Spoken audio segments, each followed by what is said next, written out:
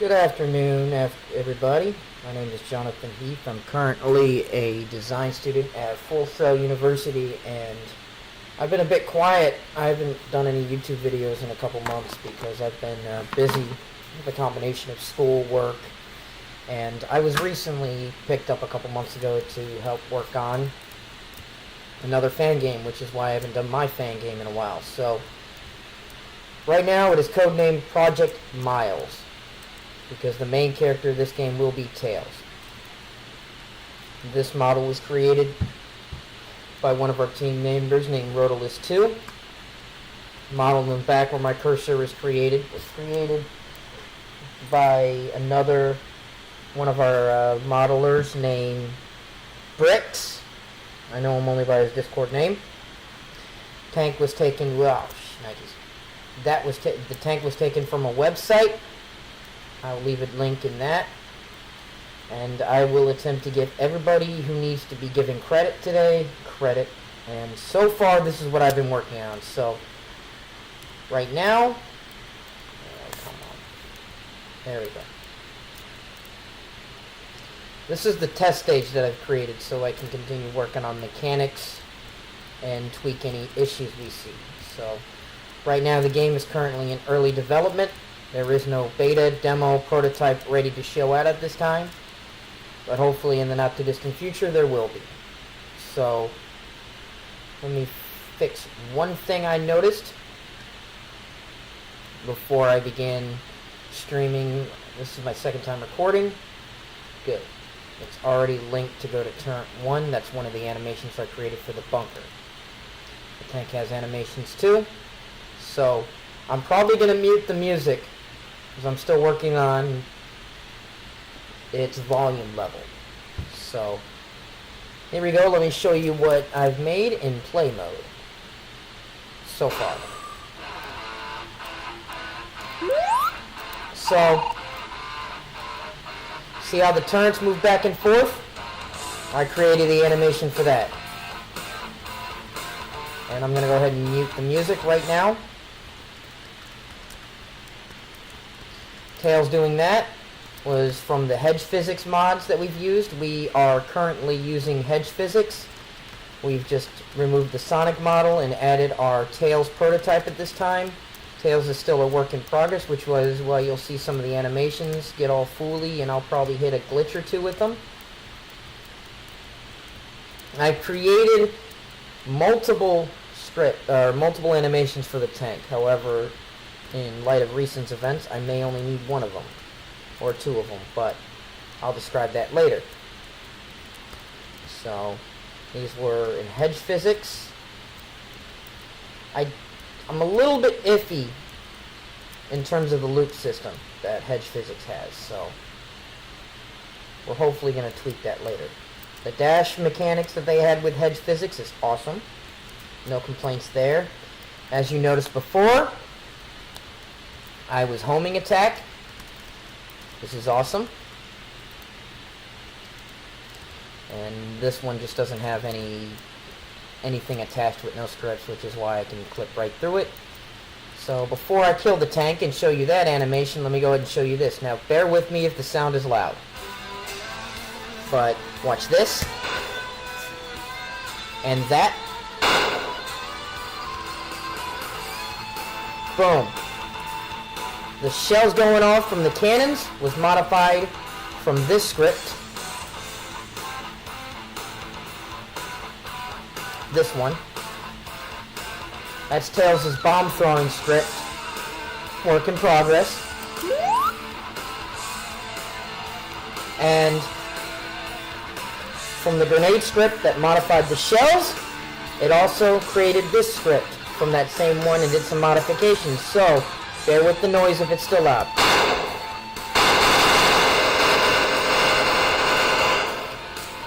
That's the machine gun. Working on it to make making the bullets disappear after they've been fired.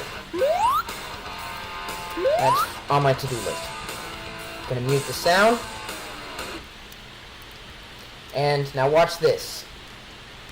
1 hit, 2 hit, should be, I think 3 hits and it dies. 3 hits, dies. So I know it's a little bit weird how that animation goes, but it's weird. Notice how the ring appeared? That was part of the script. I just collected the ring. All that funkiness right there. The depth. I'm working on making the tank disappear. But there's a difference between setting it as false to make it not appear in the engine and setting it as and game object destroyed in terms of saving processing power. So I'm trying to figure out if there's a way in the script to make it appear and disappear. So that's currently what I have in the engine right now.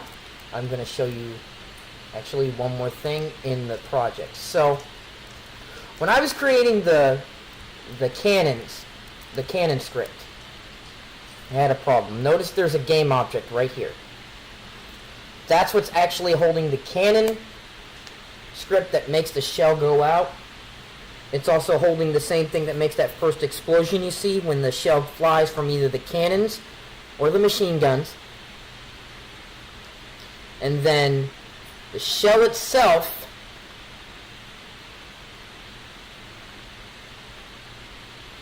holds the shell script that has the damage that it creates. These were modified from the grenade script and the throw grenade script that's attached to Tails right now. They were also modified from another script that I found in the tutorial on YouTube.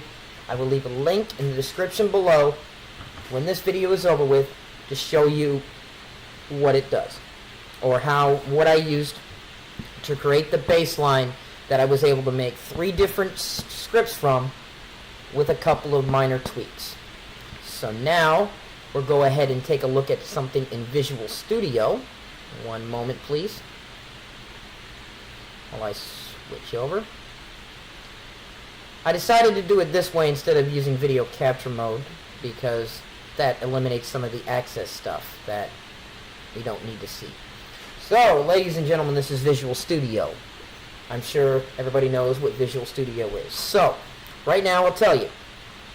This hitbox is what controls the tank from appearing, disappearing, or excuse me, how the damage system is calculated on the tank. The hitbox also holds the collectible script right here. So that ring that you saw appeared when Tails destroyed it. Right now, when this tank is spawned, that ring is set as false, which means you can't see the ring. You can't touch the ring, you can't interact with the ring, but it's still there in the engine. So, after a certain amount of hit points, which I made it to be 3 hits with this particular line of code, then it's going to say players destroyed. That was part of my testing, so I knew that the script was calling. Once I figured out it was calling, then I set a bool, is destroyed. Go ahead and go back into the engine real quick, and I'll show you what that means, the bool is destroyed, real quick, because that's on the animator itself. So, back to the back to Unity real quick. So I'm going to go to the tank real fast. Boom, here's the tank, here's the animator. Like I said, I may have figured out a way where I don't have to have all of these animations to make the programming work, but I'll finish fixing that after I've tested my theory a few times.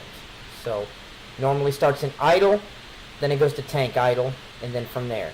But you see that there's a boolean attached to the animation. So this boolean is destroyed, has to be called true in order to go to destroyed. So let me go ahead and has to be called to go to destroyed. These are parameters. These are the ones you can set for your items in Unity. Like right now, I could create a new boolean, new trigger, or new something to make them go. So, because the animator is attached to the script, this is the hitbox, because the animator right here is attached to this script, and this hitbox, it's calling that boolean and knows what that boolean is. right here. Time till disappear is part of me trying to figure out how to make something work, but it's still not working exactly what I'm planning. So work in progress, work in progress, work in progress. Alrighty, back over to Visual Studio.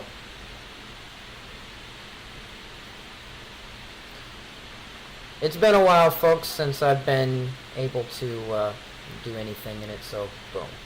I'm still getting back into the feel. So, anyway, it sets the bool as is destroyed, which then plays that death animation. You saw how it spun around all crazy like. It needs work.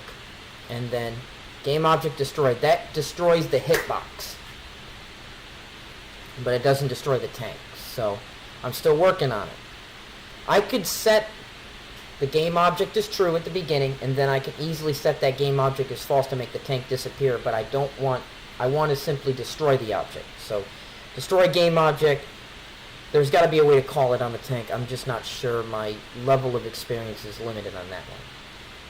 But like I said, it calls collectible.gameObject set active as true. That makes the ring appear. And this was just part of the else statement to tell me, hey, something's wrong, this is not calling. Luckily, it was calling. I finally figured out how to make it call. This is part of the tank. This is part of one of my theories that I was trying to do in order to make the tank disappear.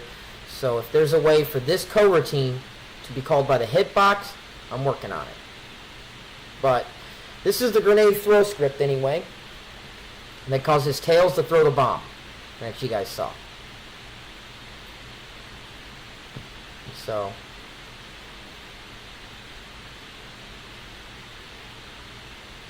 that's what's causing it to go. I created that same logic here. I can change some of these bools, like grenade throw, and even the grenade prefab, change the name. And I've already changed the game object to muzzle flash instead of explosive effect in order to get that. So you saw the flat muzzle flash when the cannon goes off, and you also saw the explosion when the cannon shell lands. That is activated by the same piece of code. Instant T, parentheses, muzzle slash fast, transform position, transform rotation. That tells me that, hey, where this game object is, make this particular explosion effect. Then it throws a grenade, which then I can change that coroutine's name in the future. Or this thing, to this void, this throw grenade at a different thing to shoot a shell or something. I'll have to. But this is what's telling it to, hey, shoot that grenade right here, wherever it lands, give it this effect, basically much the force, and pretty much once it goes off, boom, this interacts with other rigid bodies in the area. Once again, I'll show you it. Or, excuse me, this is what it's telling to send that grenade anyway. That it's telling to send the grenade. This particular one, the shell script, is telling it to, right here, to send the shell a certain distance from the character based on these floats up here. This is the force. This is the radius of how much it goes boom. I'm probably going to modify that to make it bigger because I'm not seeing anything. And then combine these physics, these instantees, and everything like that. This is the script that makes the shell, once it lands, goes boom. I'm going to leave a link to the YouTuber that I followed to make this script, or the original grenade and the grenade thrower script that were modified right here. Grenade explosion. This is the script that I modified to make the shell, to make the cannon. I used grenade thrower to modify into the cannon, and so on. Now we're going to jump back into Unity, and I'm going to explain one more thing before I move on. Or probably end this video. I'm not trying to have too much of a long video, but it happens sometimes. Especially since I haven't talked in a while. So, going back to it. Like I said, see how that has a game object in front? Each of these has a little MIDI game object in front of it. Shot point, shot point. I need to put the names so I can see those. So let me do that real quick. Boom. So you see how shot point is there? Same thing, as you can see with the cannon, has a fire point. This one has the same thing. So the reason I had to do that, the reason I put that game object in front of the cannon for the grenade, for the shell to go, is because when I actually attach the script to the turret itself, to the actual barrel of the cannon itself, it would fire, but it would bounce inside the mesh of the tank, and it would cause the tank's hitbox to be activated, and it would kill itself. So it would fire, but it would bounce, and then it would explode inside the tank. So it was the only thing it was messing up was him. So that's why I created this game object in front of the turret, and then I attached this fire point to the turret. So when this thing moves, you see, right here, it moves with it. That is why it's part of the turret's prefab. So the fire point is a child of the turret. That way, whenever the turret moves, this empty game object moves with it, thus meaning it can fire. Same principle with the cannons up here, same thing with the machine guns down here. So, overall, show you what I got real quick, one more time. Music's... I just have some random song right now, nothing important. But, watch. So as I stated before, see how that cannon's moving? And because of the animation I created? And remember how I made those game objects apparent. That's why, and you'll see why momentarily. And it fires no matter where it is on the game object. Wherever the cannon is, wherever that barrel's pointing, that game object follows. Thus, boom, fires a shell. Next thing I also got to work on is making the ammo, the bullets, disappear once they've been fired. That's next on my to-do list, as well as making the AI, as well as making this stuff do damage to Tails and make him lose his rings. So, that is what I have so far. So anyway, folks, I'm going to take off from here. I would like to thank you for watching this video. And like I said before, I've been busy. That's the reason I haven't put out any real videos in the last couple months. I've been working on this, school, everything else. So, hope you enjoyed what I had for you so far. I'm going to go ahead and take off. I'm going to probably go to sleep very soon since I have to work very early in the morning. So once again, thank you for following me. Please like, comment, and subscribe. Share this video around. Let everybody know. And if anybody is interested, if anybody who's watching this video has skill with Unity, Blender, animation, programming, our team for this fan game still needs help. So, in this video, also in the link, will be contact information for Fox Cordova, our project head, as well as my personal Discord page. Contact either me or Mr. Cordova, Mr. Fox, if you're interested. Shoot a quick message.